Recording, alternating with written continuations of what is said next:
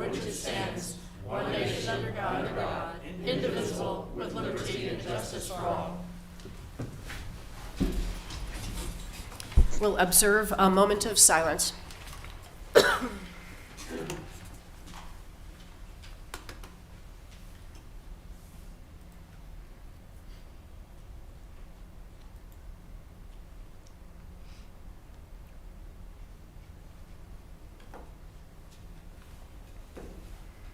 Thank you.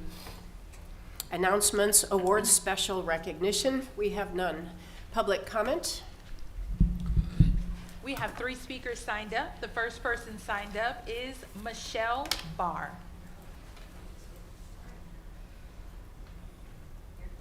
Either one.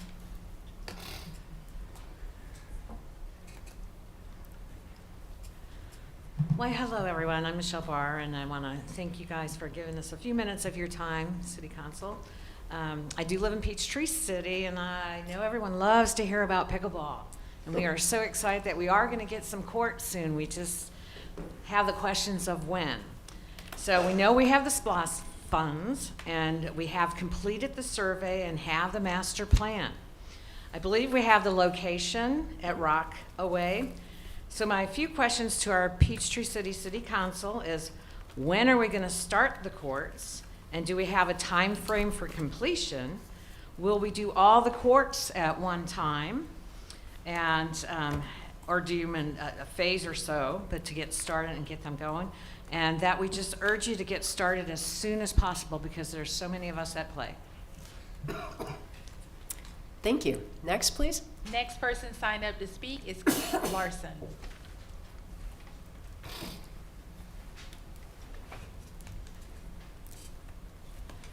Good evening, Mayor, City Council, staff, and fellow residents. My name's Keith Larson. I live in Sandown Creek.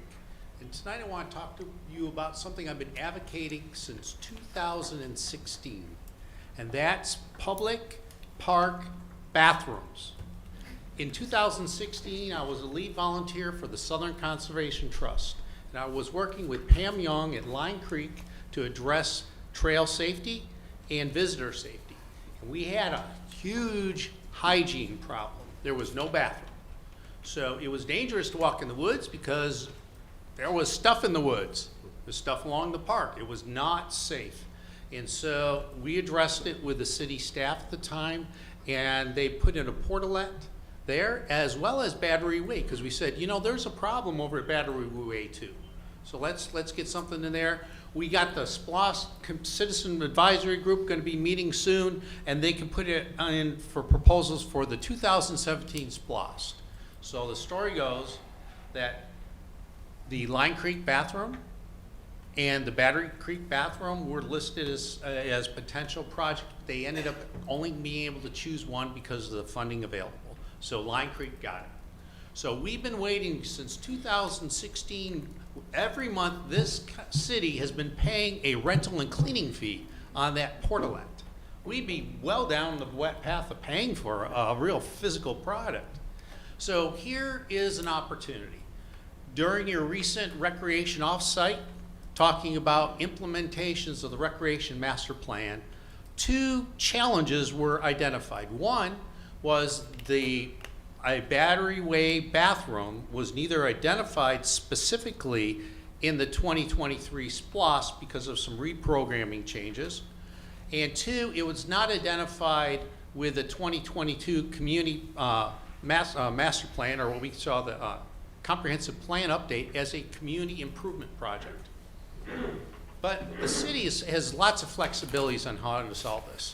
And last year, Councilman Johnson came up with one that the council, you all voted on, and that was using some of the community reserves for a community investment that was worthwhile, and that's for the future splash pad.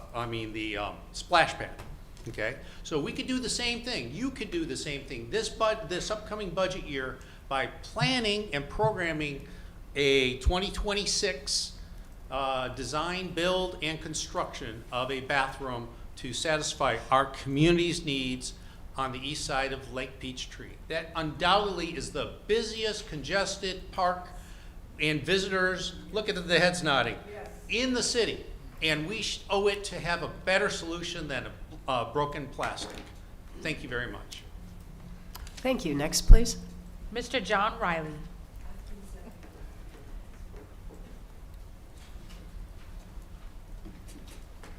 Thank you, Jasmine. I should have coordinated with Michelle, I guess. We might be a little bit redundant here, but work on my new glasses here. Ms. Mayor, Council, my name is John Riley, and I live, as you know, in the Retreat subdivision directly behind the pickleball courts at the Braylon Rec Center. It's time for my quarterly pickleball noise report. It's been 6 months since I last addressed this group. In December, we were waiting for the acceptance of the Rec Master Plan and the formation of the Recreation Advisory Group, so I did not report. I'm here tonight to report that pickleball noise is still here, and it is still an issue.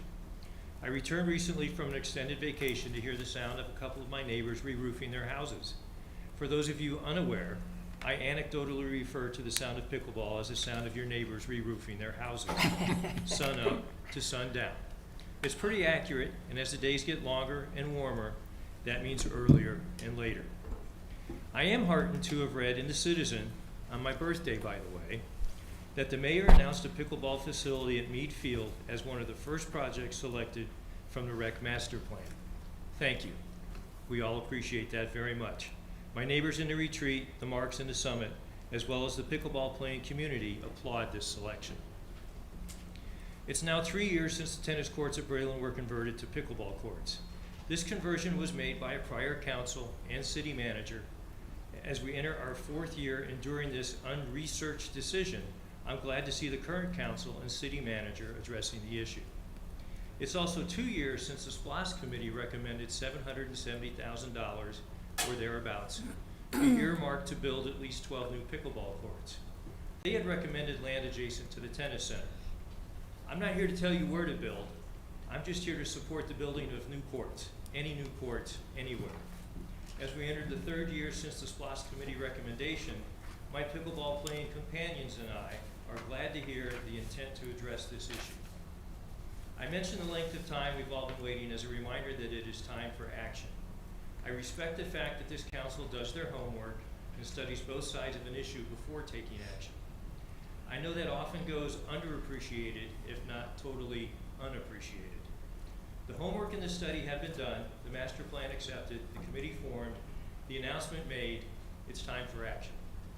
As we enter our 4th year since the conversion, swift action is what is called for, and we're looking forward to that progress. Thank you for your time. Thank you. Agenda changes. Council, anything? Yes, ma'am. First, I'd like to request to remove item B, personnel policy revision, from the consent agenda so that it can be presented to the full council. I have a few questions. I want to make a few suggestions that affect the proposed document changes. Yeah. Do I have Was there a motion? Okay, can you make that a motion for I me? make a motion that we remove item B, personnel policy revision, from the consent agenda for discussion. For follow-up discussion. Thank you. Second. I have a motion and a second. All in favor say aye. Aye. All opposed, motion carries. Second one is, under new agenda items, item C, proposed text amendment for cosmetic tattooing and microblading services. I'd like to make a motion that be removed from the agenda. A vote was taken by the mayor whether to place the item on a future agenda. No quorum was present at the March 6th meeting, so I'd like to remove this item. None of the items on the March 6th agenda should have been discussed without a quorum. So that's a motion. That is a motion. Do I have a second? Hearing none, the motion dies on the vine. Okay, I have a second. And the motion and the second are to remove item C from today's agenda. Did it say for future discussion? No, it's to Just remove. It's to remove it from Okay. today's agenda. Okay. Agreed, Ms. Brown? Yes. Yeah. Motion and a second to remove it from today's agenda. All in favor say aye. Aye. Aye. All opposed say no. No. Motion does not carry on a Okay. 2-2. Thank you.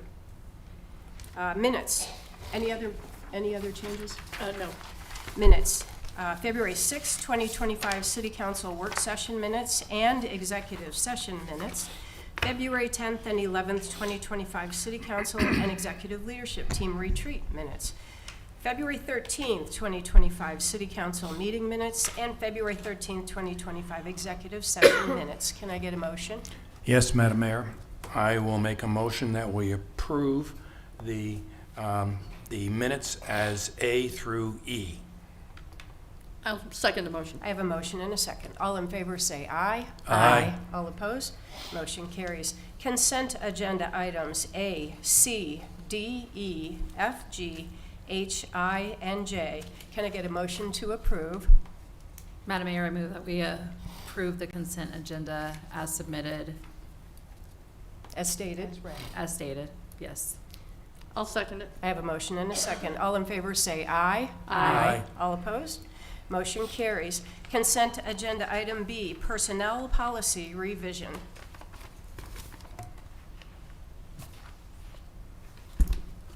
Mayor, I don't know that there's anybody here from HR on that issue, is there? That is correct, no.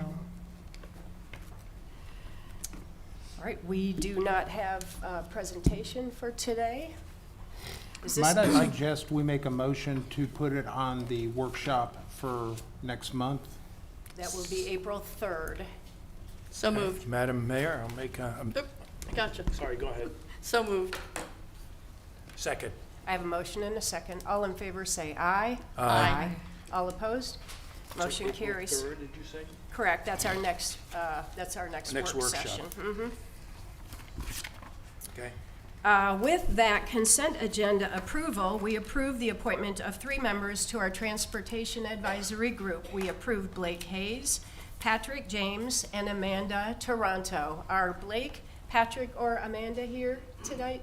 Would you stand up so that we can thank you for your volunteerism?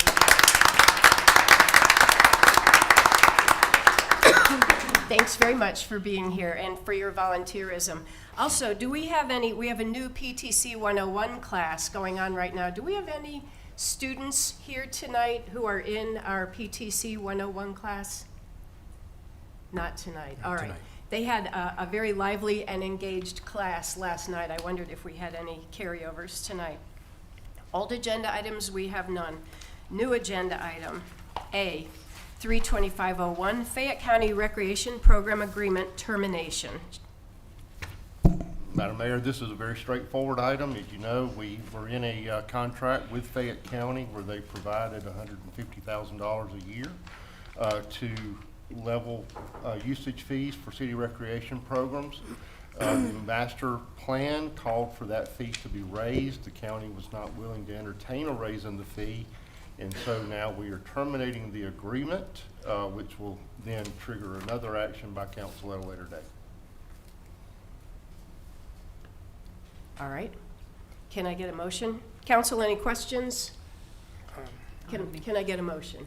Is there anything other than that as far as you want to report, Chris?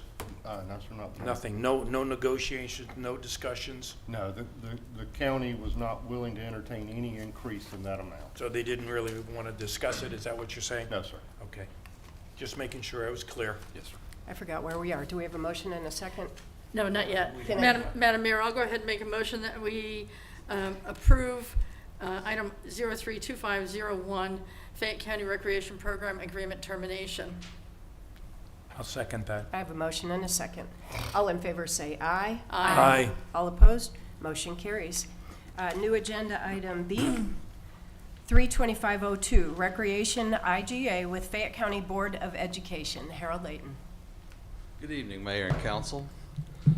Tonight, I'm coming to you asking for approval of an intergovernmental agreement between the City of Peachtree City and the Fayette County Board of Education. This is a very easy, basic IGA.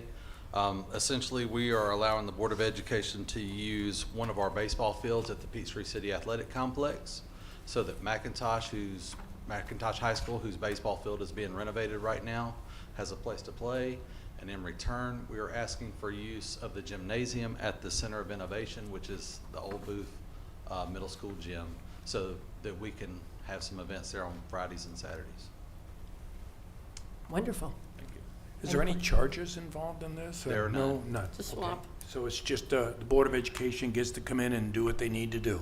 Yes, sir, and we get to go use their facility to do what we want to do. I like that. And that's a good partnership. That is a good part, yep. All right, can I get a motion?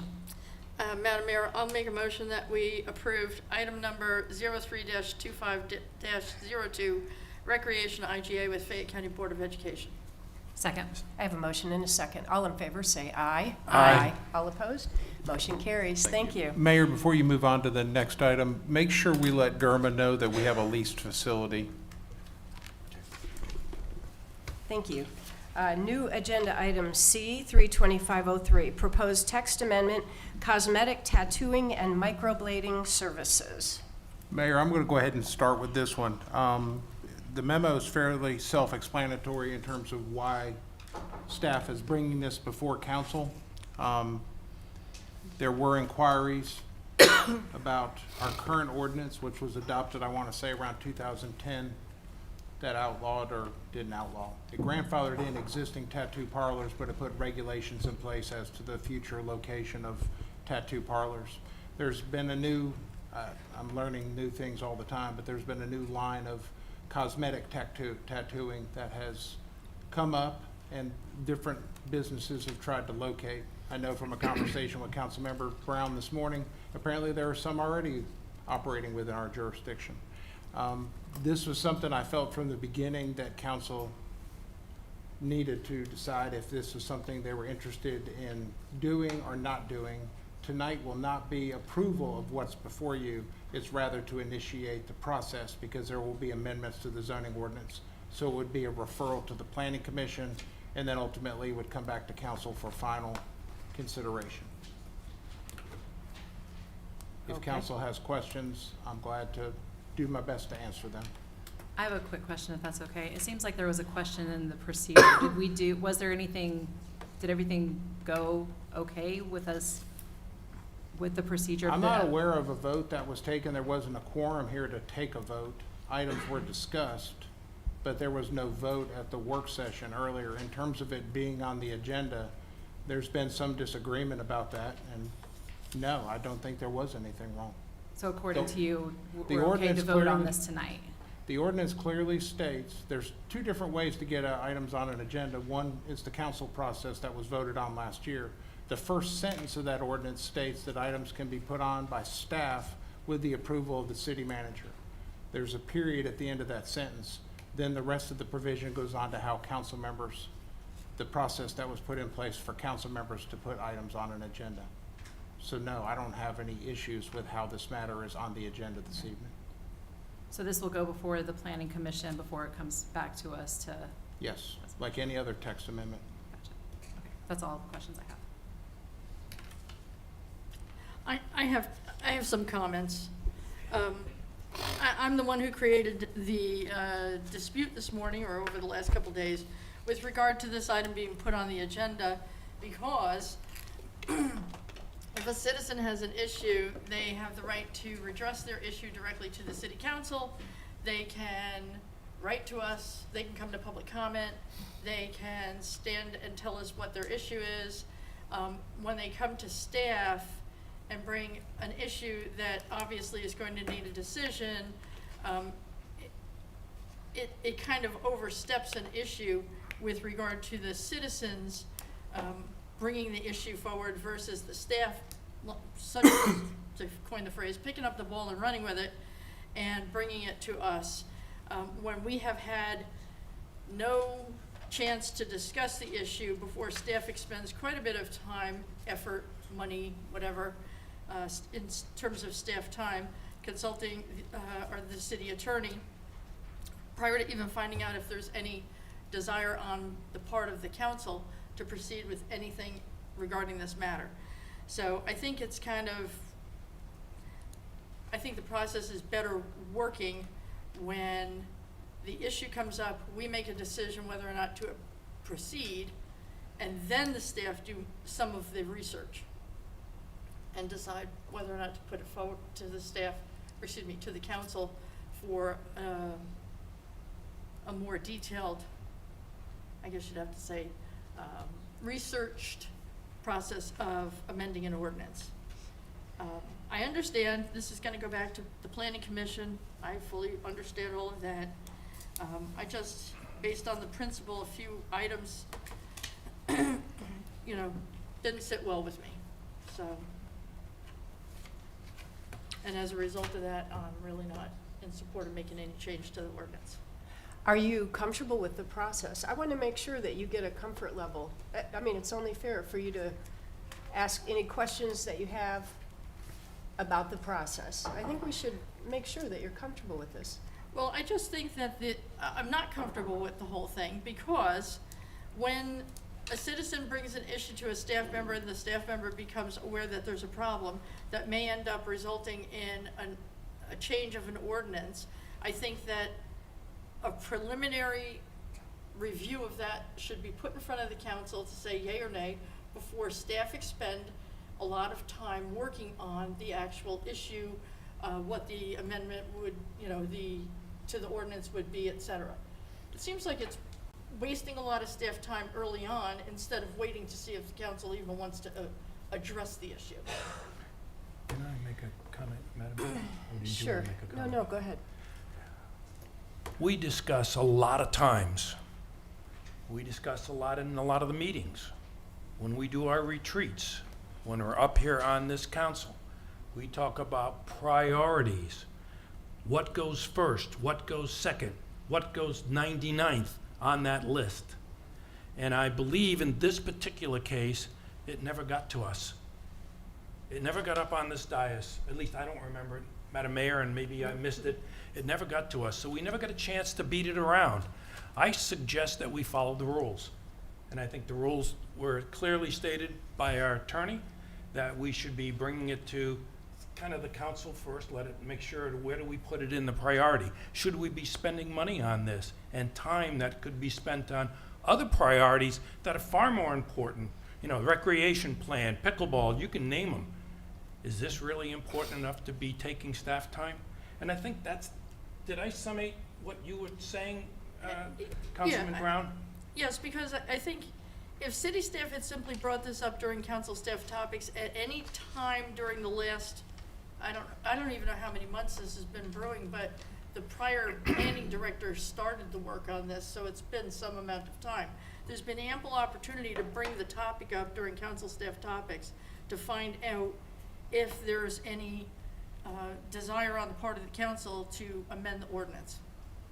And I think if it had been properly brought up, we would have put it on the agenda and addressed it completely. It just seems like the cart's in front of the horse. Ted, could you comment, please? Well, first Clarify. of all, Mr. Holland, you just made a comment about following the rules. The ordinance is clear that staff can put an item on the agenda with the approval of the city manager. So the rules as currently written within the four corners of that ordinance, we're complied with in this matter. Okay, What you're talking about is an alteration to that rule, correct. okay? That also would require council putting an ordinance forward for changes. I'm also gonna tell you that this, as everybody knows, we're a government. We provide services, we try to solve issues to the greatest extent. Of course, we have other services that government present and have to encounter. This is not that different than items that come before you on a regular basis. I can give you some examples if you'd want them. Would you? A few meetings ago, you had an issue where a citizen contacted Stormwater and Engineering about some water.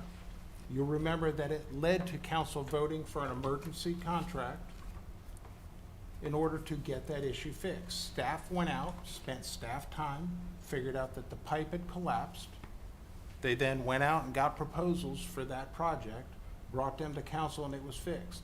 That was a citizen-led complaint that made its way through staff and ultimately to council. I went back this afternoon and looked at some other old agendas and came up with some other items in just the last couple of years. You had a joint driveway access extension that was brought up for the Take 5 facility that was just built. That was brought by the property owner to staff and put on a council agenda. Same with the Wicker Hill land lease. You remember, I think this may predate some of you, but we had the alcohol broker license issue a year or so ago. That led to, now council was somewhat involved, but still that was an issue that a citizen generated. Staff then went forward, had to look into the different kind of licenses, and ultimately brought that distinction forward in terms of an ordinance change. We've had the boards, commissions, and authorities alternate voting ordinance that was brought forward by a planning commission member, alternate member. And then, of course, we had the revision to the Lake Peachtree Access and Prohibited Activities Ordinance, which was brought forward by a resident of Peachtree City. Those were all items that were brought to staff, ultimately then put on an agenda and considered by council. So this is not that different than some of the examples I just gave you. I think my main point, if I may, I think my main point is prioritization of the importance of this versus all of these other things that we're trying to do for the city, which benefits so many people, from bathrooms to pickleball to you name it. I think that that's mainly the point I'm making. I think a prioritization comes from this council, if I understand it correctly. We prioritize what is important to do.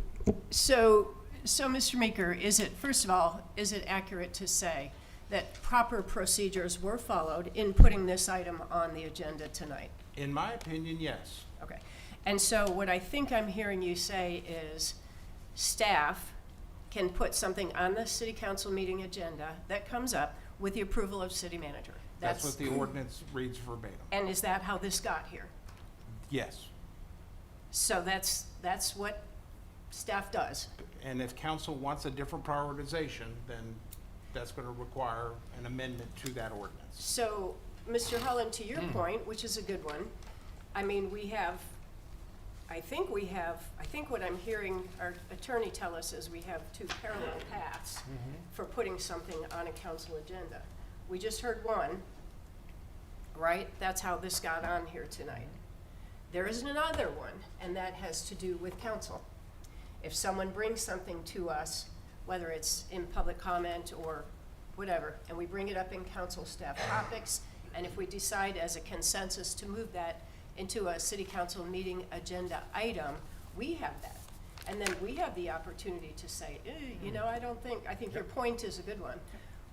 We don't have priority for this right now, or, yeah, we'd like to see that on the agenda. Is that accurate? So we kind of have two parallel paths for putting something on a city council meeting agenda. Staff has to be able to put something on the agenda. That's their job. Things come up all the time that we don't know about until it's on the agenda, and then it is brought forward for us to hear it in public and make that decision.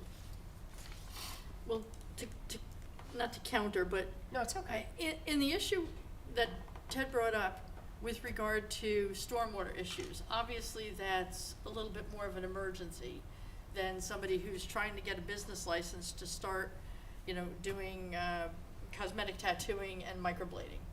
And, when issues come to city staff regarding, routine items within their purview and whatever, whether it's budget changes, other stuff, those items coming forward, yeah, that makes a whole lot of sense. But when it's something that's not of an emergency issue, and a citizen comes to a city staff member and, is looking to have, something more major happen, like a change to an ordinance that would have to be amended, it seems that the city staff should be instructing the citizen about how to bring the item forward themselves, as opposed to doing it all for them. Interpreting when that's supposed to happen, you're setting up staff for failure, in my opinion. For us to interpret when, this item should come to council before it goes anywhere else, inevitably us having to discern when that's supposed to happen. I mean, I understand, I can go through your consent agenda tonight, and these are all staff-driven issues, but they're also typically government operational issues. Those are easy to discern. Other things that come up, I mean, the stormwater issue from a few weeks ago, I think it was important, given the circumstances, that matter move forward and the pipe gets fixed, as opposed to making that citizen come before the microphone and say, hey, this has happened, I need this fixed, so that council then would vote to put it on, or say, hey, put this on an agenda. And maybe those aren't good examples, I don't know. But I think setting staff up to discern when it's supposed to go to council and when it's not, I That's think the that city manager's decision to do that, that's what's in the ordinance right now. okay? The city manager has to approve it going on the agenda. The city manager can always say, wait a minute, no, before we go on the agenda, I need to bring this up to council. Exactly. That's what the ordinance says, and then the city manager makes that determination. That's the way the ordinance reads. Except that the wrinkle that still exists on this issue is that, you know, at any point in the last, 2, 4, 6 months, city staff could have easily have brought up, or asked Justin to bring it up.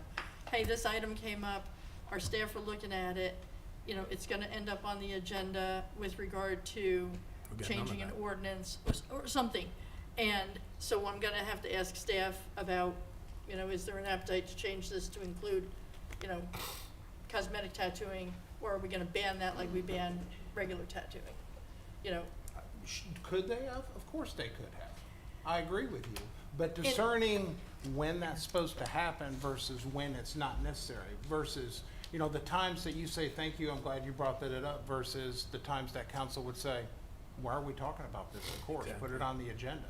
And knowing when that's supposed to happen, when you're in our shoes, but it wouldn't have hurt at any point in time in the last several months it wouldn't have hurt to with the bring it to take, our attention that this is coming forward. it wouldn't have hurt before the Take Five shared thing to maybe bring that up before it appeared on an agenda. Couldn't I make that argument? You're arguing with a lawyer, just saying. Yeah.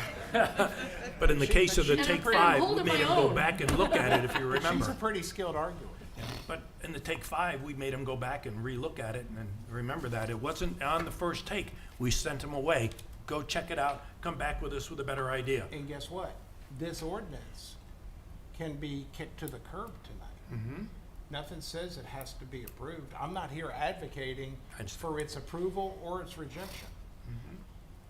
But you're right, you did send them back. Mm-hmm. But the bottom line is, it first appeared on an agenda because the property owner came to the city manager approved it going forward to go onto an agenda for council consideration, which is the same process that we're using on this matter tonight. Okay. Well, it certainly didn't help my overall view of this whole thing to 2 days ago do some very basic search and find 4 places in the city that are already doing this, Amen? which violates the ordinance all the way around. So what is it exactly that we need to decide tonight? What is it exactly that we need to decide? Whether you want to move forward with the proposed text amendment and forward it to the planning commission for consideration. And to your point, which is an excellent one, I have a sense of imperative on this. I mean, I think that we need to ask staff to tomorrow follow up on those who are not in compliance and get in compliance. And in the meantime, it's up to us to decide, as the lawyer, as Mr. Meeker told us, whether we want to initiate amendments to our ordinance and send it to the planning commission. Mr. Holland? I think code enforcement, and I'm sure they will be looking into what Councilwoman Brown brought up about Absolutely. people in violation of that. I think that's number one. But as far as spending any more time on this, I would think that, just in my opinion, should go to probably maybe one of the other meetings that we have those kinds of discussions, like, I'm sorry, I can't even think of the word. Workshop. It's okay. Yeah. What? Yeah, the workshop meeting, Why exactly. why wouldn't you want to go ahead and let staff get started on this, given the imperative we're sending out to business owners, people who are either already doing this or waiting for the proper permitting so that they can be legitimate and ready to start doing this as part of their business. I'm not sure what we gain by waiting. Well, when you look at those businesses that are doing it, it's one of many different things that they do. It's not like, oh my gosh, we're gonna put them out of business. They may not be able to do item 15 on their list of things that they offered to the customers. They just can't do that one. But the other ones will not put them out of business. They can do whatever that is, but that one Not right now. You gotta get a proper ordinance, you gotta get it properly approved. That's kind of where my mind is going on I that. think I 'Cause I don't agree. wanna put any businesses out of business. Well, there's that. I think I agree with you more than I disagree with you, and that is, why not, let's get this started so we can get everybody in compliant. I mean, we could decide, if we decided yes tonight to move this forward, boom, we're on our way. Okay? What do you think? I Well- think we ought to hear from Councilwoman Johnson. She Oh, hasn't said anything. I have things to say. Okay, there you go. I think the thing that comes to my mind, I think for all of us, not to speak for you guys, but I feel like we would all, one of the things that is a priority for us is to serve our citizens. I think that's one of the first and foremost things that we all feel is a priority. As a business owner, if I'm to put myself in their shoes and I'm trying to, you know, bring this service and find a way to do it, and I come to staff, and we as counselors saying, well, you need to do that on your own without the help of staff, you know, I would feel disadvantaged. And you know, if I'm a business owner, I'm wanting to do this, I don't feel supported by my city or my city staff when that happens. So why would we not want our business owners to have the help of our city staff in that process? I feel like that's a perfectly reasonable way for them to bring this in front of us and to have staff do that. So I don't have an issue with that, nor do I think I ever would, because I want them to have the professional help from the people that they pay their taxes to. Also, I think the fact that we're not actually voting on this tonight, whether we're implementing this text amendment, if we are in any way making a disadvantage to a business that's providing services here, what does it hurt us to move it forward and put it in front of the planning commission for them to discuss? It'll come back before us again. We'll get to hear what they have to say about it, and we're not making an official vote on this text amendment yet. So I would be inclined to vote for this. Let's move it forward instead of stalling and help our citizens and help our business owners, is what I would say. Make a motion. Anybody else? To answer one of the things that you just mentioned, when I say that the citizen should, or the business owner should initiate the whole thing, that doesn't mean that they have to write the amendment. I mean, I'm not talking about that. Right. I'm saying, you know, introducing the topic, when you come and apply for a business license and you get told, no, that's banned. Mm-hmm. The ordinance basically says such and such, you can't do that. If you wanna change that, you know, redress that grievance to the council, there are ways to do that. Bring the subject up and keep working, you know, keep talking to the staff and find out what else can I do, what can, you know, and if city staff bring it up and the council says, okay, let's do the research and find out what that is and what the need for it is or whatever. But I mean, I just keep circling back to the fact that somewhere way back whenever, prior councils saw the need to write an ordinance to ban tattoo parlors here in Peachtree City for a lot of reasons. And I have no desire to change that ordinance other than to add the definition of cosmetic tattooing and microblading to the ordinance, and that they too are banned. That's where I stand right now. I might get convinced to change my mind on that as we proceed, but my gut reaction to the whole situation is such that it's like, up front, I'm saying, you know, I'm not in favor of this. So if we amend the ordinance, it's gonna be, in my opinion, to add cosmetic tattooing and microblading to the ordinance to say that they're banned. That's where I am right now. Okay.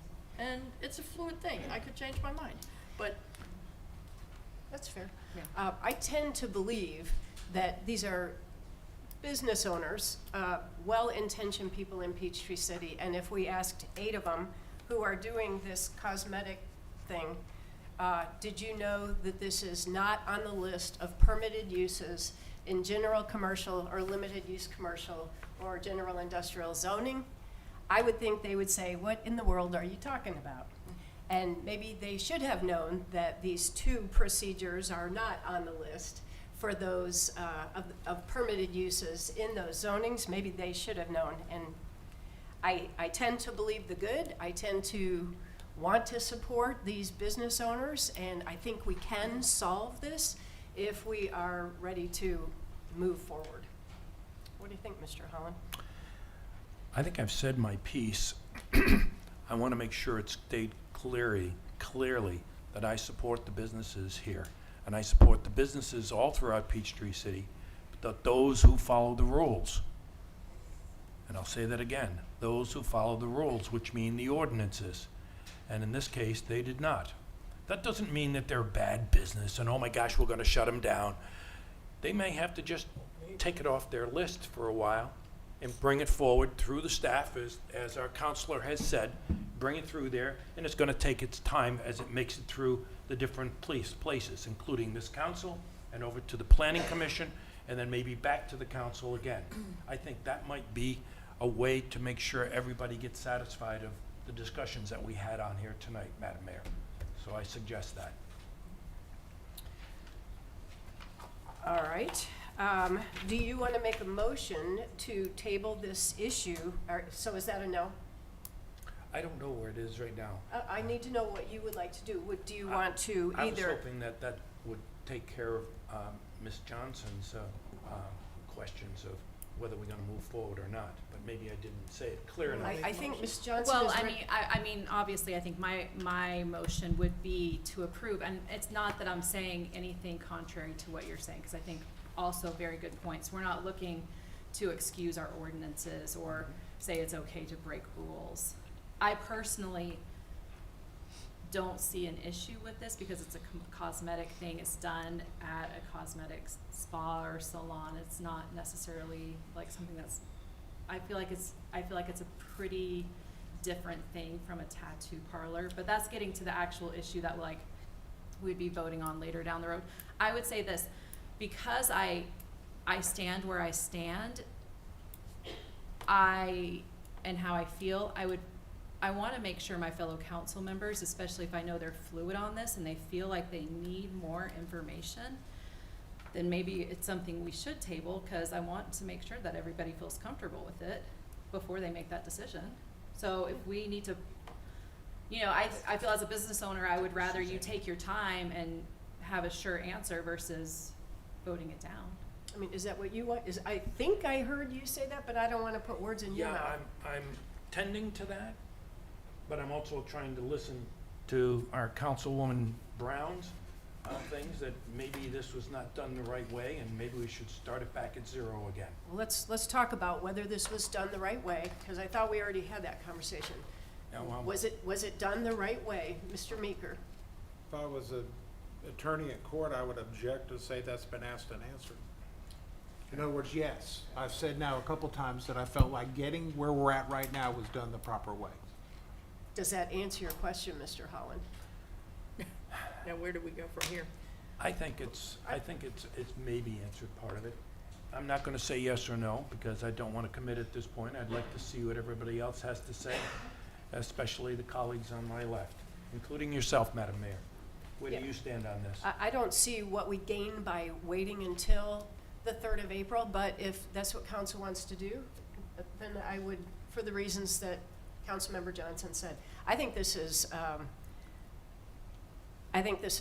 something we could easily move forward. We're not deciding the issue tonight. We're only deciding to move it forward, initiate the amendment to add these 2 services to our list of permitted uses for those zonings, and running it by the Planning Commission. I think that would be very valuable, and it'll come back to us to decide. I'm ready to do that. Suzanne? There's plenty of time for decision-making somewhere down the road. I guess at this point in time, if we move it to the Planning Commission, it'll give the public a chance to speak. It'll give business owners a chance to speak. It'll give the planning commissioners a chance to speak. And What kind of if it comes motion? back in front of me and I don't like it, I can still vote no. Okay. What kind of motion would you make?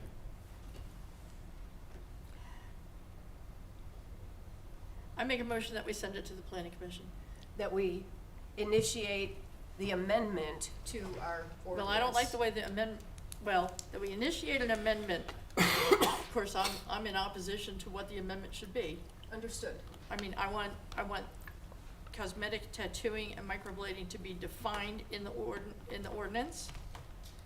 But right now, I'm saying that they too should be banned, but that's where I am, but That that's. banning will come later. Yes, So, are you making a motion? Could I assist? go ahead.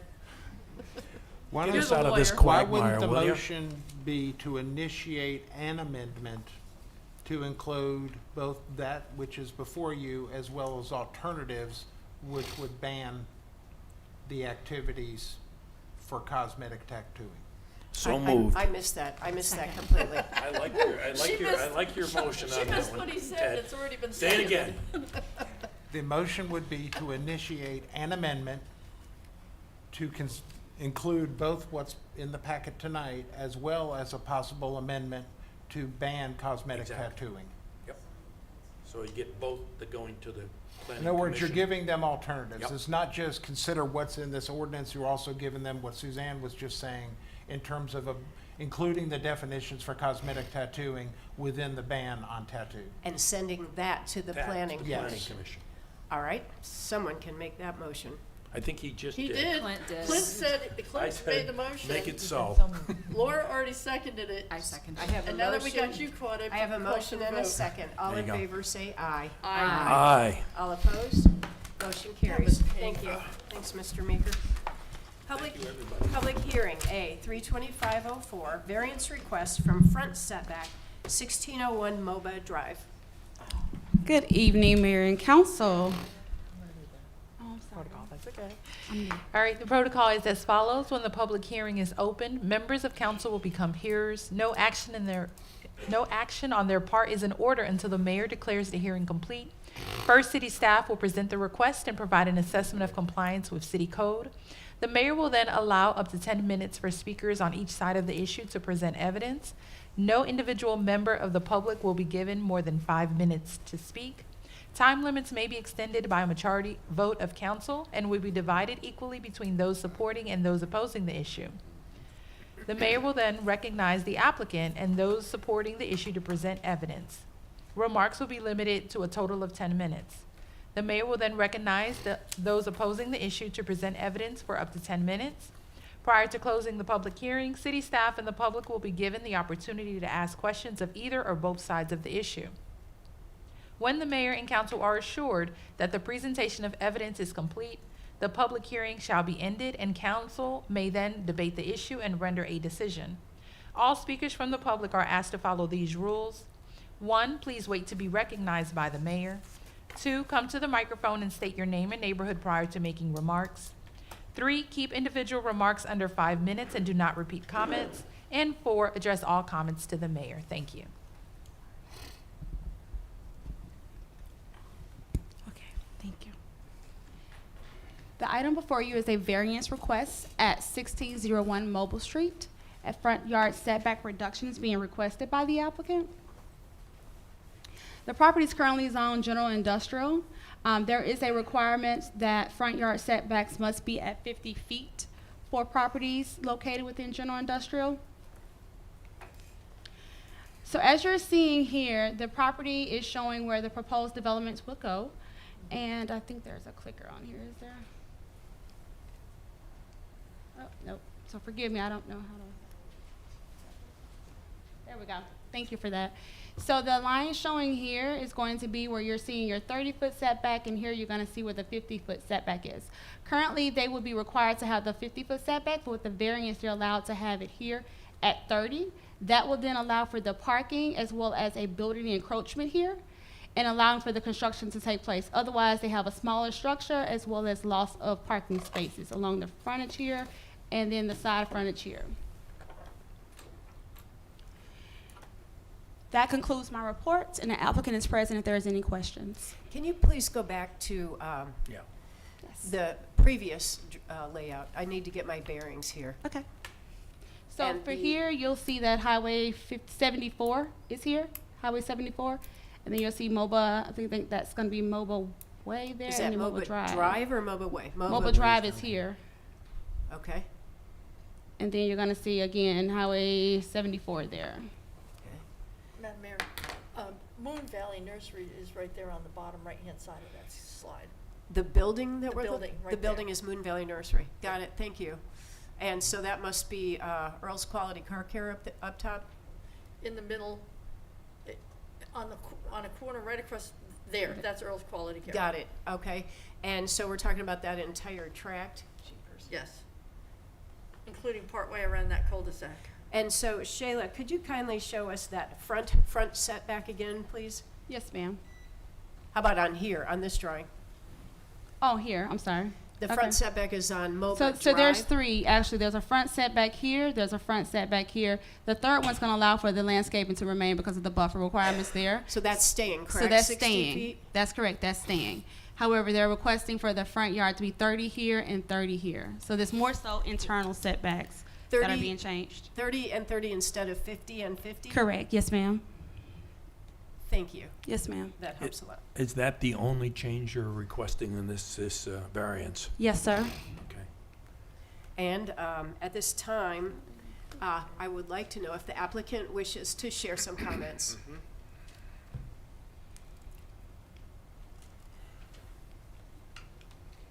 Good evening. My name's Chuck Ogletree. I'm with South Free Commercial Development, and we are the developers working with Osmos Utility Services on relocating their new campus here to Peachtree City. Could you raise the microphone a little Oh, bit? yeah. So we can hear a little better. Yeah, you can use it that way. That works use too. So as you may recall, Osmos Utility Services has been located in Peachtree City for about 10 years. When their lease was up recently, they decided they wanted to downsize and wanted to relocate to a new campus. There was not anything available here locally, so they went to Noonan temporarily, and then we've been working with them over the last 6 months to locate them, and we've landed on lot 5 here. And This just to is clar- Osmos? Is that who this It's is? Osmos Utility Okay, Services. okay, I know who they are. Okay. And just to kind of clarify, that's not Moon Valley. That is No. MOBA. Ah, Moon Valley That is right. is Okay, right sorry. there. And Thank your you. My pickleball fault. court's a couple down from Yeah, that. correct. This is the building that's under Yep. construction right now. Thank you.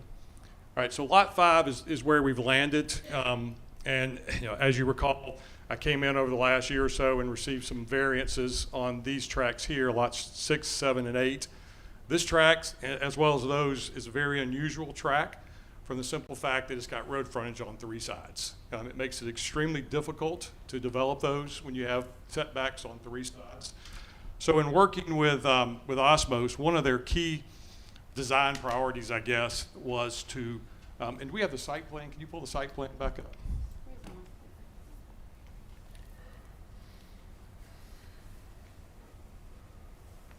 Oops, hey, oop. So part of what Osmos does is they do a lot of testing of utility poles. So in their current location, where they were on 74 Highway, it was kind of tucked in the rear, this testing area. And that's the area that you see right here, this green area. So one of the design priorities was that they wanted to be able to screen that from Highway 74. Not that it's anything that's that ugly, they just wanted to, if there's a chance to leave an existing buffer, they wanted to do that. So one of the design priorities was to leave this buffer completely intact right here. The 60-foot buffer is, I believe that's the 60-foot buffer, but as you can see, there's additional trees all through here. So our intention is to take the building and the parking lot and shift it to the east and to the south and completely stay out of this buffer altogether and not touch any of this. So in doing so, we've pushed the building to the east and to the south. We're asking for a variance to go from 50 feet down to 30 feet. This is consistent with what we did on lots 6, 7, and 8 as well. But I think, in granting this variance, it'll allow us to relocate their campus back here to Peachtree City, which is what they want to do. But it also, keeps the integrity of the buffer along Highway 74. So as residents pass by, you will not be able to see their campus for the most part. So I'm happy to answer any questions that you might have. Okay, stupid question time. What's the green? The green is the outdoor testing area. That's where they'll have utility poles in the ground. And what they do, they've got utility poles that they mount in the ground. They're treating these poles to see how they last in the ground. And they have a piece of equipment out there that basically creates torque on the poles and determines when those poles are going to break. I mean, so it's a testing area. They currently have it. I think we just removed it at their current campus, but it was located over by the railroad tracks in their previous location.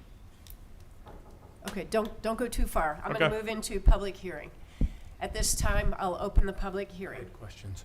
I'll Can we get do you in a those? minute. Okay, I'll get you in a thank you. minute.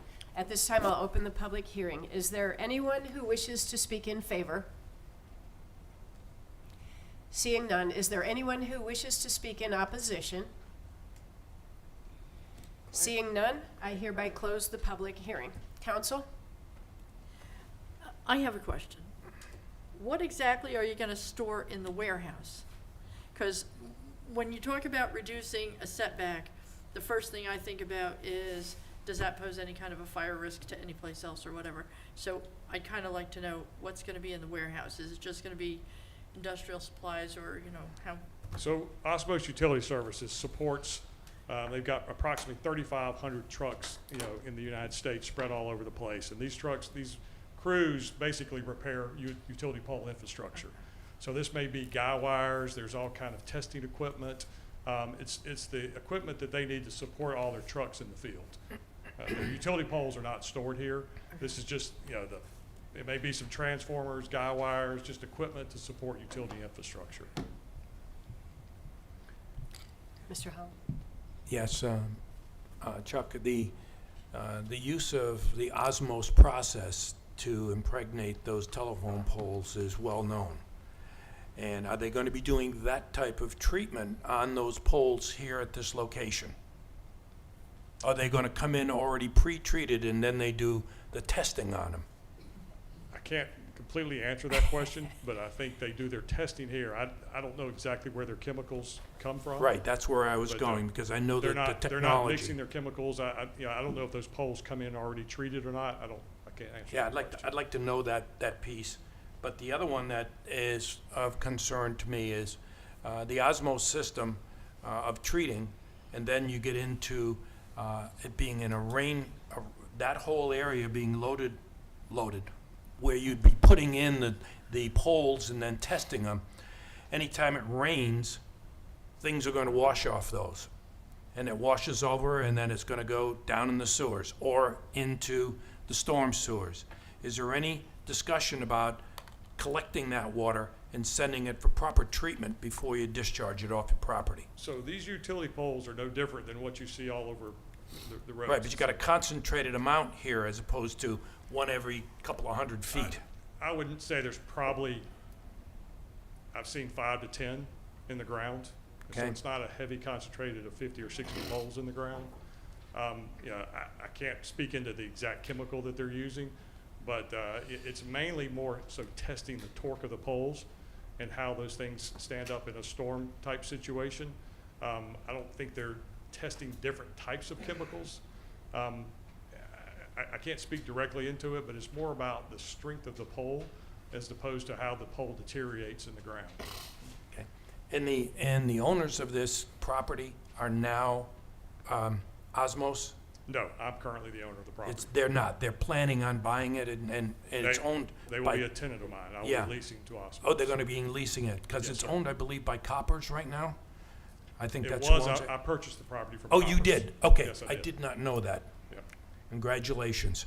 Thank But okay, so it will be an operation where the warehouse will have certain types of equipment that they're going to use for testing. The office is the office, and then the poles will be out in the area there, and they'll be testing those.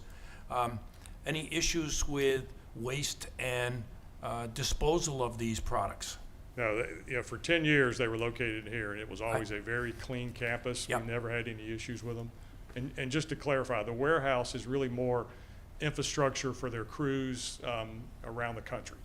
It's tools, it's equipment, it's things like that. There's nothing else being stored in the warehouse. Okay. I think that's the issues. I appreciate you putting up with my questions on No that problem at all. stuff. But, it's the kind of stuff that I kind of like to look Yeah. into, the engineering side and the technical side of things. I Appreciate. can tell you this, just as a frame of reference, their campus they just left We had a environmental study done on it, and there were Okay. no issues whatsoever with it. It's clean? Yes, Good. it is. Good. Well, that's good. Are Because you renting? Coppers is moving into that facility. Oh, Coppers is gonna move in Yeah, there. Coppers is relocating their campus from Griffin and moving into the old Osmos campus. Excellent, excellent. Is it gonna be we'll get into that later. I don't have any further questions, Madam Mayor? Did you get your questions answered? Yes, I did. He answered a good one. The only one is, he did answer the owners, the type of business. They're not gonna be doing any treatments there and things like that, which was important. And the water treatment is the only one that I kinda left a little bit open. Is there gonna be any, at least holding basins or whatever, to anything that runs off the property? I can get some more information on that. Okay. And get it to you. Appreciate that. Okay. Counsel, anybody else? I'd just like to know if Chief Murphy heard anything that's of any concern to him. Good. Then we're good. He says no.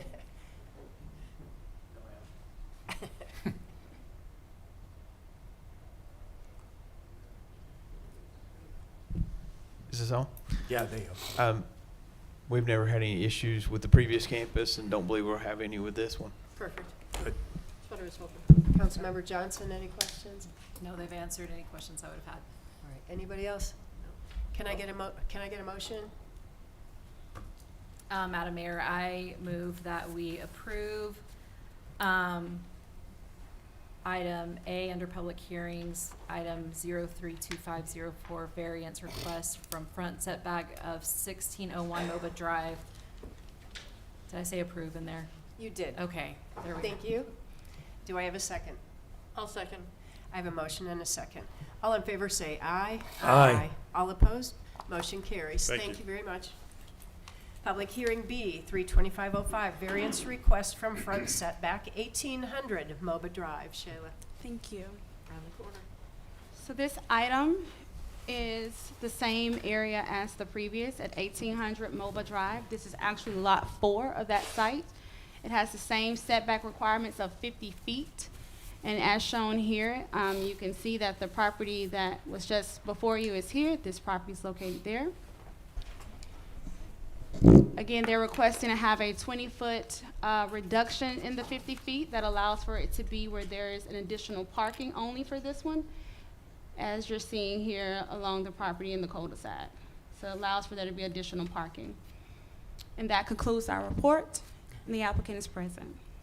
and one more time, could you run us through, just like before, we're going 50 foot to 30 foot Yes, ma'am. on one edge or two? Yes, ma'am, just on the frontage in the cul-de-sac. Just on the cul-de-sac? Yes. Okay. And you'll see that the setback shown here is going to be at 30, and the setback here is at 50. So if they had the 50 that's required today, it'll be more the internal line here. If you allow for them to have the reduction they're asking, the setback would be here to allow for more parking in this area here. Okay, thank you. Mhm. Is the applicant here, and would you like to share any comments? Do over. Chuck Ogletree night. Yep. Welcome back, Chuck. Thank you. Again, Chuck Ogletree, South Tree Commercial Development. So Lot 4 here, we're working with a potential end user of this project. This site plan that you see may or may not come to fruition. Whether it does or not, I think a variance is drastically needed on this site. It's a very small industrial site. It's right around 4 acres.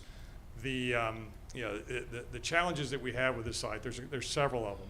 When you have a industrial site in a cul-de-sac, you've got a very narrow frontage across here, and then you've got a very shallow depth in here, and it makes the project difficult to develop an industrial type building on it.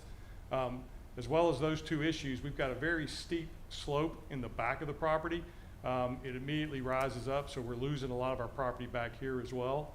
One of the other challenges is on this right side, on the eastern borderline here, there's a very sharp drop off down to this cart path here. Our intention is to leave this area natural. There's a very good buffer in there now, and there's a cart path that kind of comes up this way and a pumping station down here. So, if we're allowed to develop this site like it is, we'll be able to leave this natural, existing vegetated buffer in place and not be able to touch it. And just as a note, we're asking for a reduction in the building setback from 50 to 30 feet. but it's only the parking that we're asking to encroach on. It's not the building itself. The building more than likely will still, whether it's this side or another, will still stay pushed back towards the rear of the property. So, All right. With that, I will open the public hearing. Is there anyone who wishes to speak in favor? Seeing none, is there anyone who wishes to speak in opposition? Seeing none, I hereby close the public hearing. Council?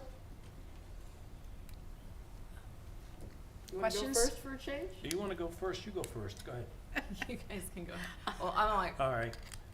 I mean, I like the fact that there's a buffer there that would stay intact. We have other businesses along that golf cart path where there's been a lot of clearing right up to that golf cart path where our citizens did not like it. So, I do appreciate the fact that there would be a natural area between your development there and the golf cart path. But I don't have any questions right now at this time. I have a question for city staff. The multi-use path that's there, was it constructed by the city or was it constructed by the owner of the property or the stinky tree. at some point in time? Is it ours, is the question? Oh, is it ours, is the Well, I question? mean, Yes, it you know, I is. mean, who built it? The part that goes down to the Yeah. sewer plant Yeah, there, the city was involved in that. okay, 'cause, So we maintain it? Yes, Okay. it's all part of the path system. Please repeat it, I didn't hear it. one, The if cart you path that allow me, goes one from the more cul-de-sac down. challenge that we've got here Oh, okay. is there are two very large force mains. This entire half of Peachtree City, the sewage flows right through this track right in you here. need to get closer to the microphone, Chuck. Okay, so this area that you see right here, Yeah, there's a 36 and I believe it's a 36 and a 48-inch force main, sewer main, Okay. that flows through this area right here that we have to stay off of. So it's taken away part of our property. It's an easement along this line through here, but it encroaches into this property as well, coming from that pump station. do you know, then it continues on down past the cart path, or no? Well, the pump station is right here. Okay, It so comes it up has in to- this so it has to direction connect. and then flows up here to a manhole. And there's a gravity flow from this point forward. But these are two very large force mains that kind of run through the edge of our property. Okay, the reason I asked the question about the cart path is because when I drove down there, it's awfully steep. And, you know, like going off the cul-de-sac, I mean, the drop is pretty significant. So it's one of the ones we're gonna have to tag and flag for future ADA issues. That's why I wanted to know who owned it. Because if it was not ours, it would be your problem. Any other I'd be more than happy to give you that problem. That's okay. Any other questions, council? have. Mr. You don't know what business is going in there, though? That's what I was going to ask. We are working with a client. I can't say who that is right now. It says Veterans Indoor Athletic Training Facility. but it's true. And that may or may not occur. To be honest, I'd give it a 50-50 Give it chance up. of whether this is going to happen or Okay. not. Who's the other 50%? I don't know. I'm seeking them now. It's okay, so we don't know who the owner is and the type of Well, business that's going to now, be. Well, the owner's you. I'm but- the owner of the property, Right, and but we will we be don't know the developing type it. of business that's going in there. Correct. So we really can't ask an awful lot of questions. I mean, I don't have any problem with that reduction in the front there to give you a little bit of relief on the parking and stuff. So I certainly would not have any issue with that. All right, any And other questions? the only other question I have, I should have asked on the last one, and that is there any other way to do this without the variance, and outline for us what the impact would be and what you would do if we didn't give you the variance? Which side are we talking about? Well, we're talking, wait, which This one. site? This one. Okay. The other one is resolved. Okay, I all should right. have asked it a minute ago, but I Yeah. didn't, so you win. There may be an option to develop this without that reduction until I get an end user. Right now, this particular user is requiring a good bit of parking in here. And this radius on the cul-de-sac really pushes that 50-foot line into the property pretty good. So it's really just this parking right now. If this site is developed as it's shown, it's just these spaces right in here that would encroach into that front setback. Like, again, it's a 50-foot building setback, and we're not asking for any the building will be pushed to the back of the property. It's just those parking spots that we would like to encroach into the building setback. Okay. Okay. To echo what you're saying is that the building will not infringe into the setback, just the parking lot and just actually the front circle of parking spaces. Yes, ma'am. Okay. All right. Any other questions? Can I get a motion? Go ahead, Laura.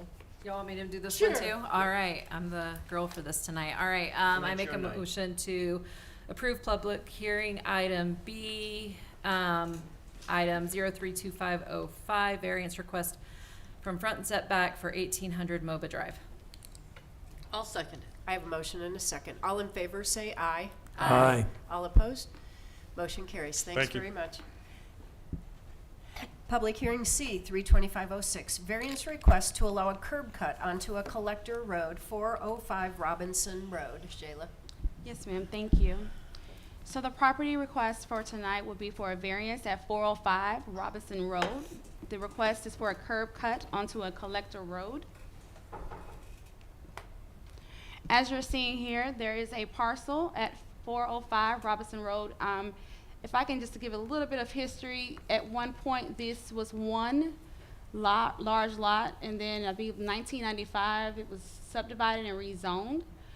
And you'll see that on the next slide here where they're proposing to develop this piece of land, there was an easement that states that this particular driveway would be accessible to both the existing property here and then the property that would be here. Of course, the northern property has been developed. However, this is remaining undeveloped at this time, which is why we're here today. There has been a septic survey to allow for this structure to have a septic tank. For the location, this particular location is identifying where the best soil would be for the septic tank. However, this easement that places the shared driveway would require for the driveway to cross over that path for the septic tank. That brings a challenge to the applicant, so the applicant is requesting to have a new driveway that supports the front of Robinson Road, which is why we're here for a curb cut, to allow for that curb cut to be placed there. The request is to align to an ordinance that is in place that says that a curb cut request for collector roads must be approved by council, so that's why we're here. Staff has worked with our engineering department to recommend conditions if it's approved. The conditions would read, if you are to approve with the recommended conditions, a licensed engineer shall certify that adequate site distance exists at the new curb location per the latest edition of the policy on geometric designs and highway and streets by the the American Association of State and Highway Transportation Officials. The property owner is to provide the engineering report at the time of the submission for a building permit. The second condition would be, if approved, curb cut shall be a minimum of 20 feet measured from the back of curb to any property line as stated in section 803, which is the design construction standards of the City of Peachtree City Land Development Ordinance. Mayor and Council, that concludes my report, and the applicants are present. Thank you. Is the applicant here, and would you care to share some comments?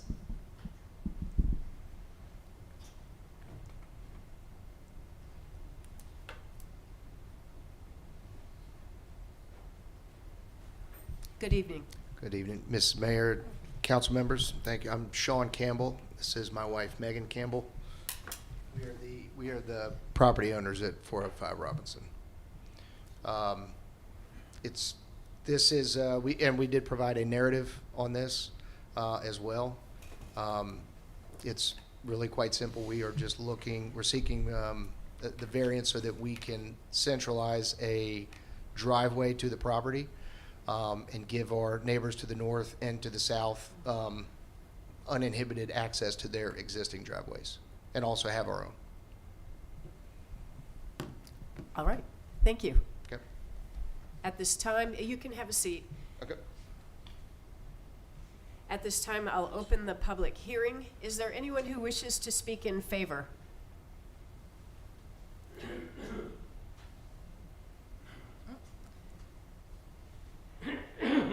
I have two. Pardon my voice. Jim Savage, I live on Lake Forest Drive.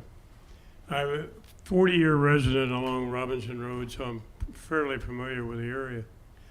My question, put the drawing back up, please. Well, it shows an existing curb cut a short distance to the south of the one they're requesting. My question is, does that one go away?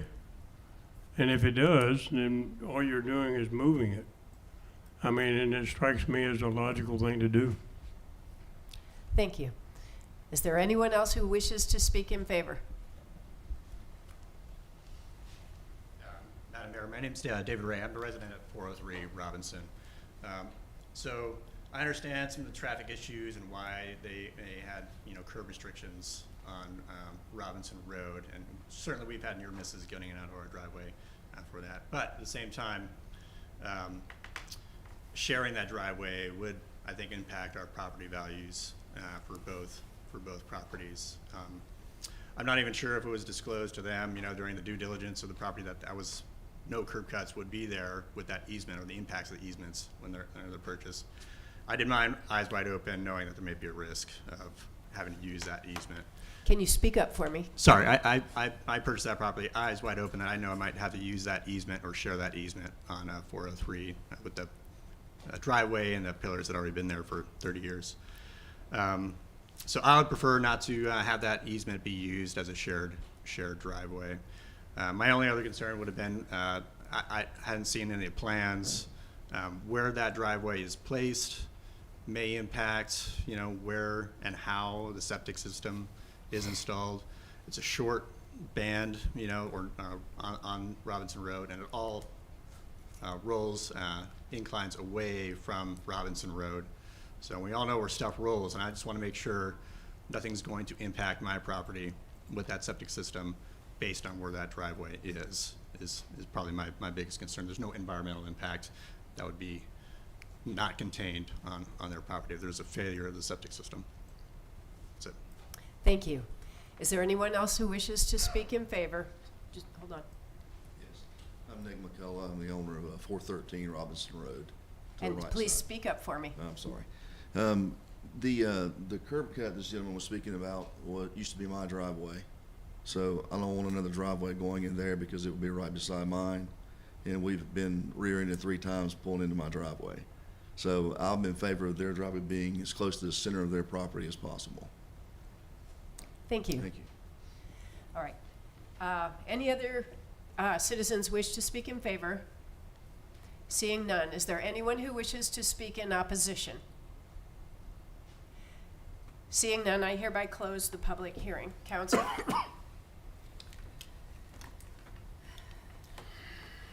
Questions? I have a question for the owners. And I'll start with you. Why not just put the septic system on the southwest corner? The percolation test for there was almost as good as the northwest corner.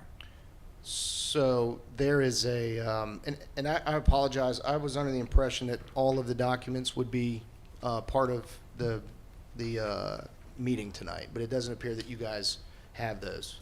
So I don't want to leave those off the record. No, we have the perk test in our We have packet. the perk test The in perk front of test and the us. narrative Yeah. and everything else? Yeah. Okay. So I didn't want to have to go through all of that. You No. guys have that. So we talked with our septic designer as well as our engineer, and the recommendation to avoid any issues on the south end or the east end of the property where there is a lake on Mr. Wendell Coffey's property behind ours, was to eliminate any issues that there could potentially be. And the best, and I am not a soil engineer or a septic engineer, but the best quote-unquote perk was at the Pacolet area where it's currently designed.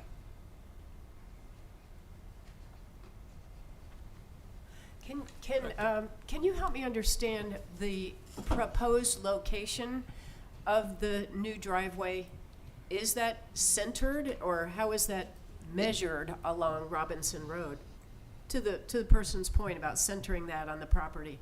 So it's about as centered as we can get it with the house. It's a very narrow lot. So we had to kind of tilt the house accordingly, and then that's kind of where the driveway came in.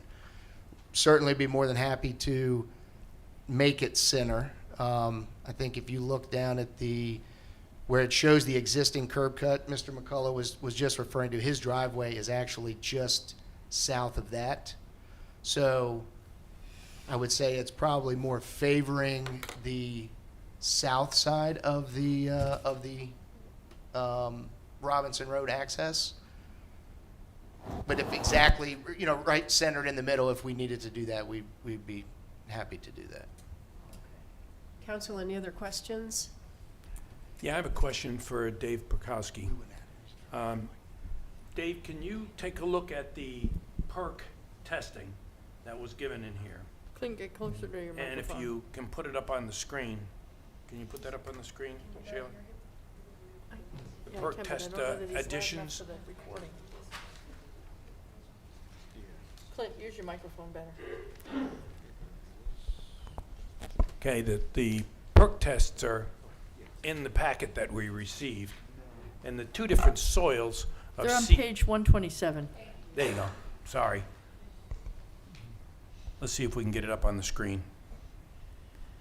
So I want to talk about that perk test. That's your area of expertise as a civil engineer. So I'm sure you can explain the perk rate in minutes per inch of the two different soils of Cecil and Pacolet. And I'm looking at them. They're both Class A codes, so that you're going to be fine with either one of those. But why was it chosen to go in one way or the other when they're both excellent choices? Well, other than the driveway.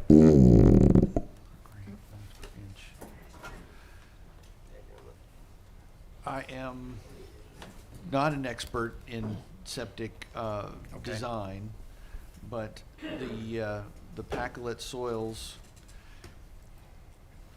they picked, it looks like, because there's no groundwater. Right. All of them are at 6 feet. All that stuff, yeah. Yep. Both the Cecil and the Pacolet are both at 6 feet, so they're greater than that. So you don't have the groundwater issues to deal with. But you do have good perk rates, you've got good trench depths, and you've certainly got the infiltration rate in gallons per square foot per day.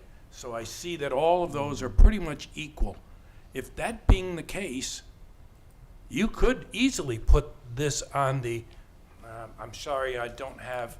The southwest corner. It'd be southwest corner, and have your driveway come out further to the east. Have I got my directions correct, everybody? No. No? Well, then help correct me here. I want to put it down in that southwest corner? Yes. On the Cecil area? Let me use my pointer here. I'm looking at I think putting the it in point you're trying to make, Clint, is right that here. if Put the he, driveway, instead of Stop going listening. here, put the driveway up here. And it stays away from your pipes.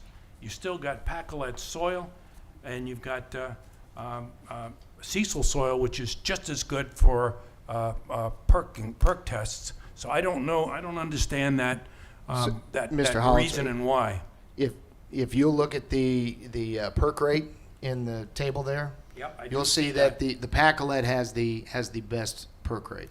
Well, out it of all has, this. the According to Pacolet has our 45 minutes per inch of drainage, is what that is. right versus the Okay? 65 and 65 is higher. the next best soil. So we were told that a rate of 40 or below would be better. Okay. Yes, Dave, you any do- help with me on that? You do Would want the quicker Of course. rate for absorption. Yes, so they are correct. Okay. To me, it didn't seem like there was that much of a difference. I'm also an engineer, so I look at those kinds of things. Then you already know 10 times more than I do. Well, So I mean, I don't know about 10 times, but we do have certainly- this from Long Septic. Yeah. Who Are did they- kind of provide that Are they information. engineers, or are they just a business they're in? Just septic guys. Okay. Well, my whole thought is to, help the driveway. I don't have a problem with the driveway. I would prefer to go out of the old driveway at the top and connect into that one. It's a shared driveway because part of it's on your property. I would love that, but I heard what one of your neighbors said, that, they'd like to keep that separate.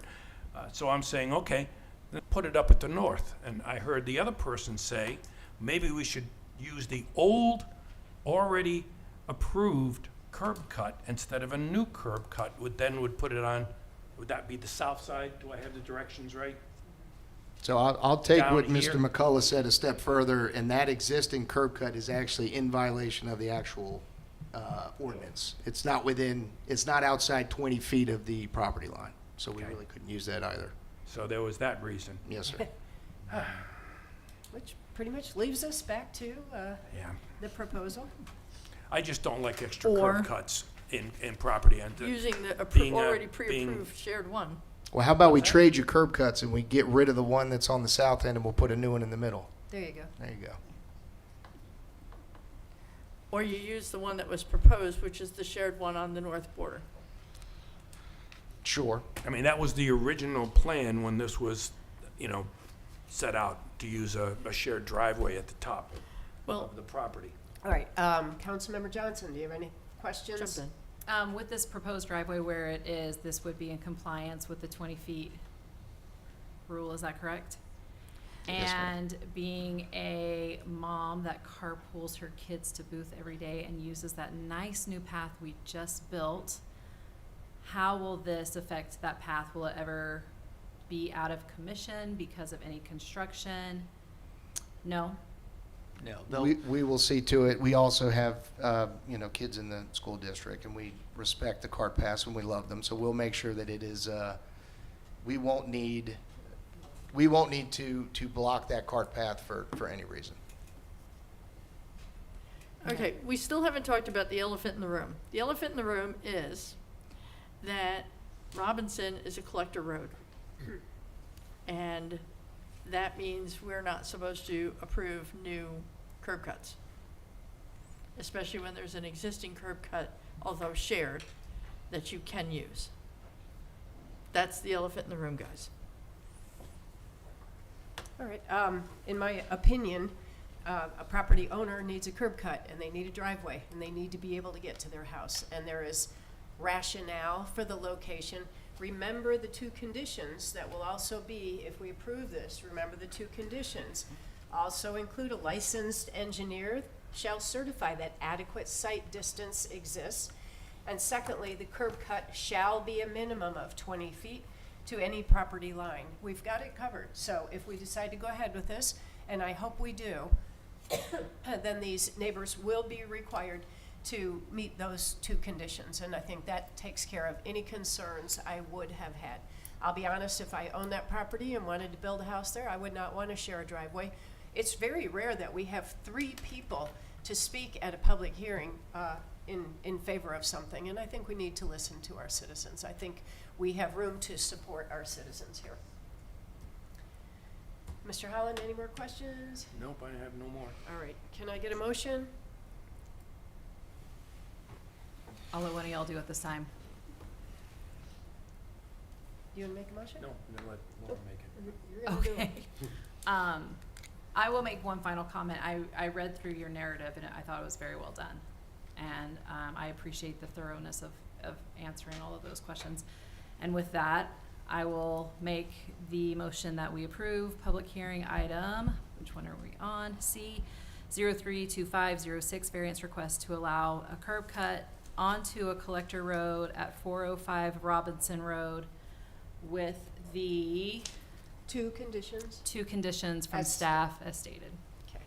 And I would also add that they are gonna remove the other curb cut as stated. All right, can I get a second?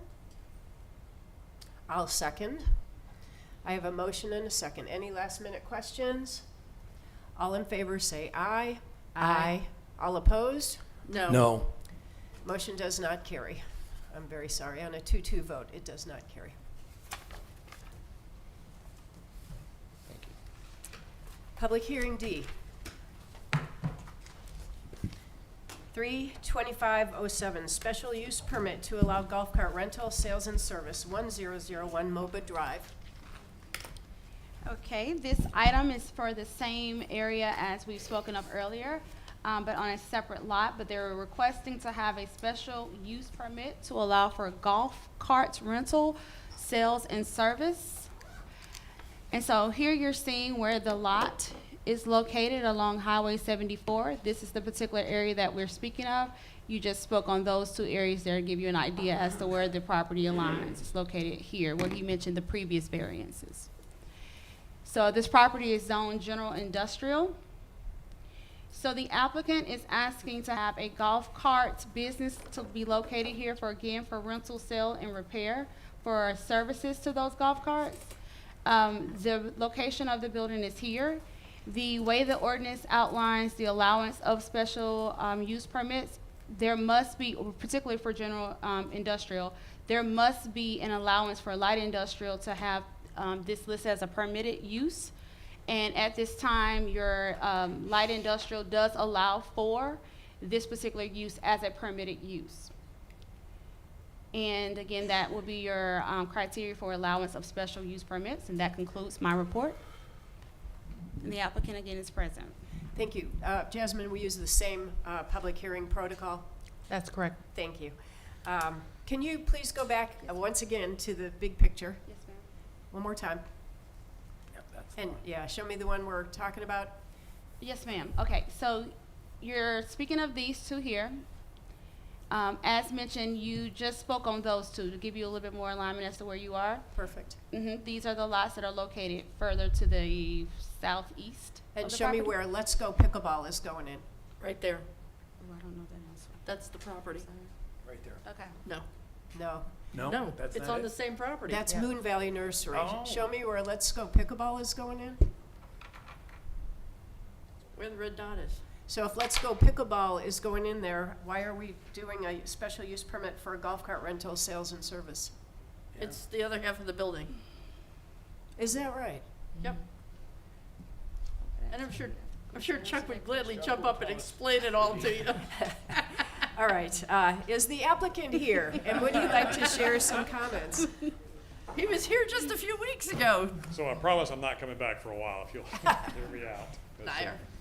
So once again, I'm Chuck Ogletree with South Tree Commercial Development, and we are the developer of 1001 MOBA, which is the building that pickleball is going in on lots 6 and 7 here, or 7 and 8, I'm sorry. And pickleball will be open August 1st. I mean, so we are on the schedule to complete that building. But if you go to the I guess, building plan. So we've been working with Boterra Golf Carts. They are currently located here at Peachtree City, and their business has been expanding. And they've been trying to find another location to go to. They want to stay in Peachtree City, but there's really nowhere for them to go. There's no facility large enough for them to move into. And our building being in a general industrial or GI zoning does not allow for golf cart sales and service.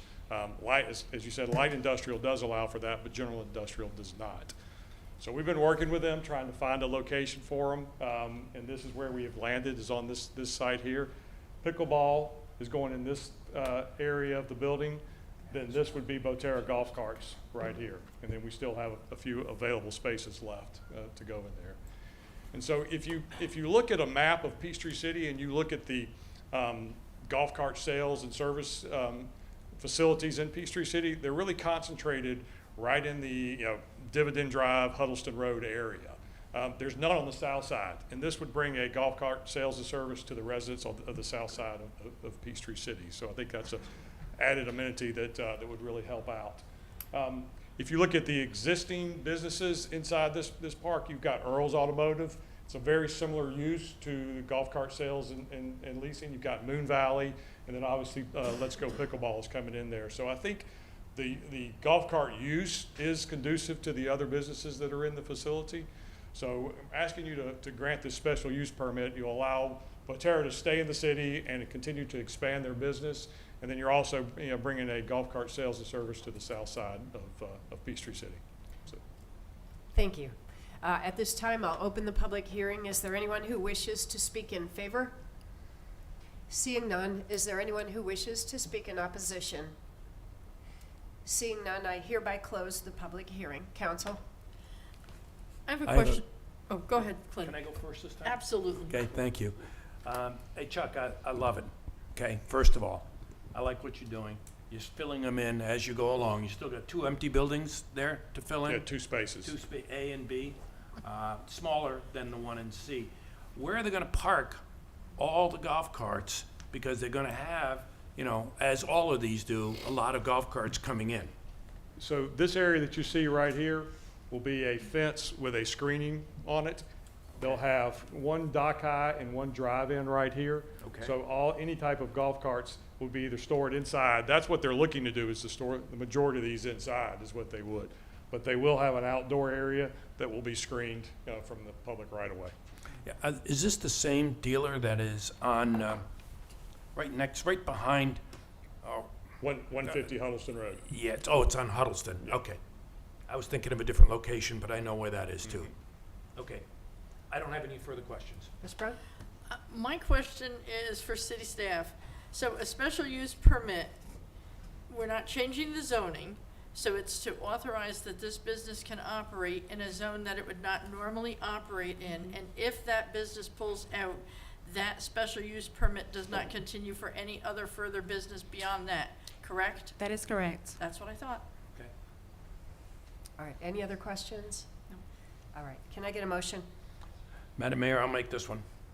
I'd like to approve item D under public hearings, 03-2507, special use permit to golf cart, allow golf cart rental sales and service at 101 MOBA Drive. And I therefore make that motion. And therefore I make that motion to approve. Sorry, I didn't use the word approve. I'll second it. I have a motion and a second. All in favor, say aye. Aye. All opposed? Motion carries. Thank you. Thank you. Let's see, Council Staff Toptical Association City of Civility Designation Renewal Discussion. Yep, y'all approved this about 2 years ago, and it has to be renewed every 2 years. So now is the time. I'm sorry. You approved this ordinance a couple of years ago. Now is the time that it has to be renewed. And so if you decide that you wish to renew the designation, we will have a resolution ready for you in April. All right, Council, any comments about that? I would certainly hope that we, as leaders of the city, serve as a good example of collaboration and cooperation, and I think we have an opportunity here to show that we work in good faith and we work together, and we intend to be a positive example for our citizens. Anybody else, Council? Yeah, I've got some, but I want to let them You can go ahead. You always let me go first. And I have two things. I would like, if it's at all possible, to put into the minutes or an attachment to the minutes, the whole wording of the civility. Either that or we can read it into the minutes, one of the two. That's point number one. Point number two is I would really love to have our esteemed Councilman DiStadio here to be able to vote with us. And if we can delay that until he gets out of the hospital, that would really be, at least in my mind, let him be part of this civility approval. So those are the 2 points that I'd like to make, Madam Mayor. Anybody else? Yes. In the last 2 years, I've witnessed council members being disrespectful and uncivil to each other on this dais, even after adopting the Cities of Civility policy. I witnessed 2 members on the prior council attack other council members, say very unkind and untrue things to and about other council members that had not been fully researched or verified, and also included a citizen in their attack. Yes, those were unpleasant meetings, and the 2 who participated in that attack had both signed the Cities of Civility policy 2 years ago. I received emails from other council members that fall far short of civility. I've had in-person conversations where I have been berated by a fellow council person who signed the Cities of Civility. I learned in federal law enforcement that an assault is very different from a fight, so I did not berate or argue back. 3 of us cannot meet without a violation of quorum, so I refrain from certain one-on-one meetings as they provide no witness. Because of what I have witnessed, I see no reason to adopt the tenets of the Cities of Civility. Signing that document means nothing. Signing that document achieves nothing. Either you are civil or you are not. That paper does not make it so. Councilmember Johnson?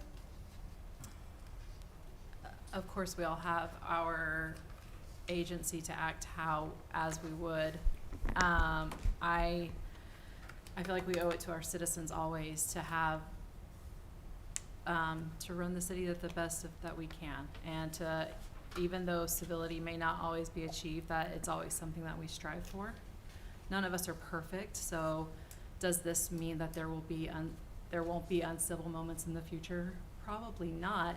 But I think with this comes the part of it states that we kind of hold each other accountable for this, and you know, it allows us to remind each other that we have signed this, and whether, you know, we have tough moments in the future, which are inevitable, you know, it kind of helps to maybe recenter us. Some of these parts of this include being considerate to each other's opinions, manage your emotions. A silent voice is not always a weak voice. You don't have to say anything. Be kind, actively listen, think about the impact of your actions, not just the intent. Ask questions to learn. Don't take things personally, and have empathy.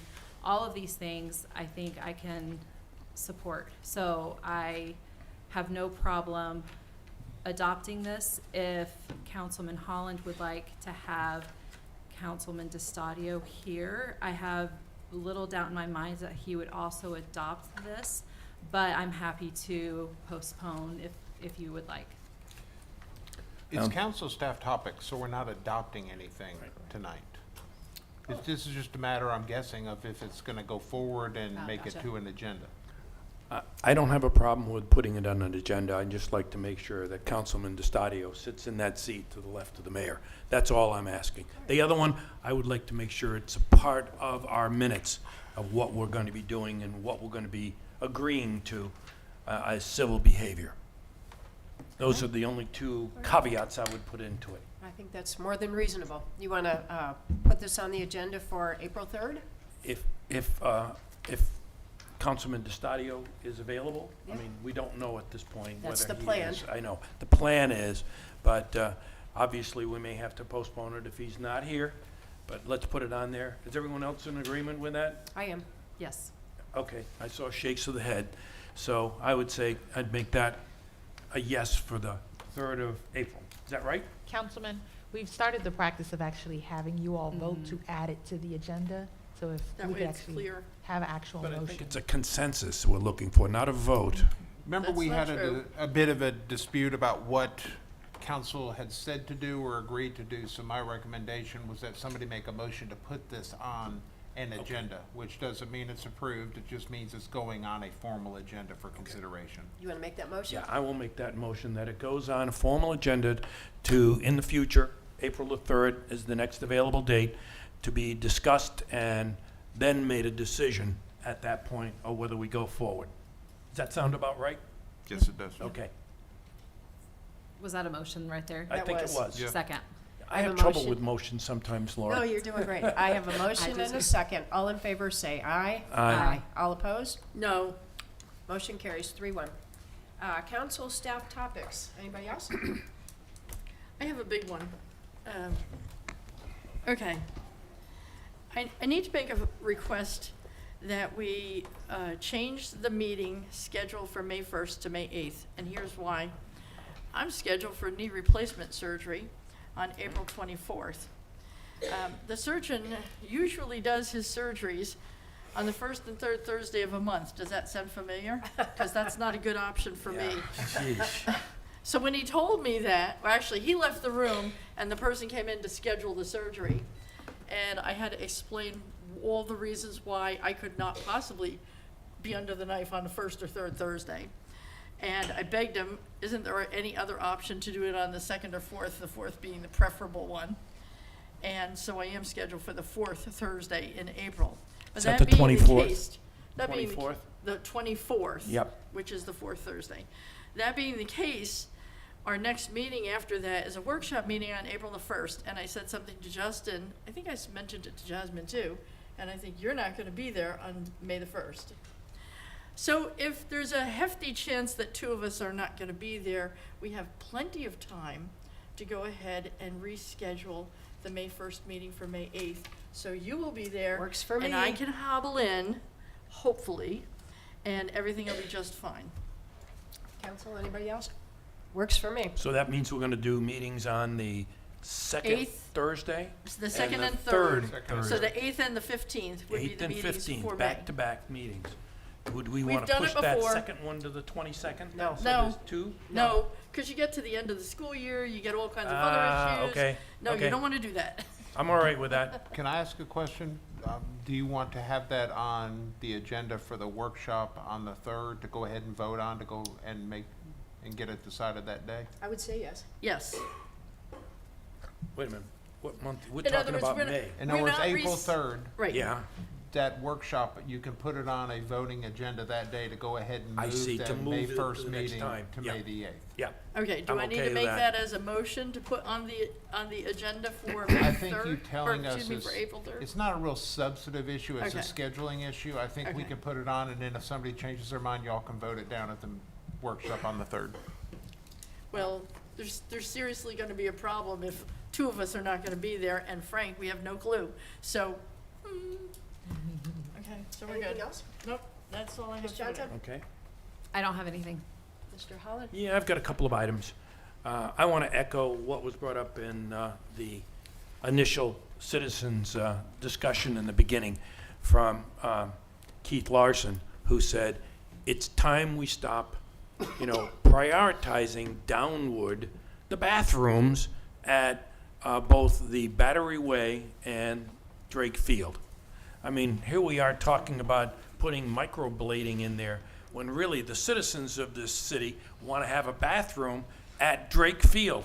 I don't like the idea of them using trees all around there. We need to have a bathroom there for that location, and that goes for Battery Way. So I'm going to just emphasize that as a council topic, that needs to be higher priority. And I know we talked about it, Madam Mayor, at the retreat, and I know it got prioritized in the top 6 things that we came out of that meeting. Amen. I've got it in the minutes that we just approved. So it's now at a point where that's something that you may need to look at of those 2 items. So that's 2 of the 3. Number 3 is, it's budget time. And budget time means that we need to start looking at it early enough, because we were promised to have it started in the month of April. So we'll probably be voting on it in June, July-ish for a September. July, okay, in July. So we had lots and lots of questions last year. I don't want to go through that same thing this year. So I've talked to Justin about getting it started in April, and he's agreed to get it going. Justin, if you're listening at home, you'll remember that conversation we had. So I don't know if anyone else has any comments, but I'd like to see him start, even if it's pieces of the budget, so we get a chance to review them before they go in the whole budget, which then goes out to the public. Mr. Holland, in our last meeting, you probably watched it, but we did discuss making sure Yes. that we begin the conversation in our April 3rd work session. Good. Okay, I'm just anything else? No, I'm just making points on it, that everybody hears it from me.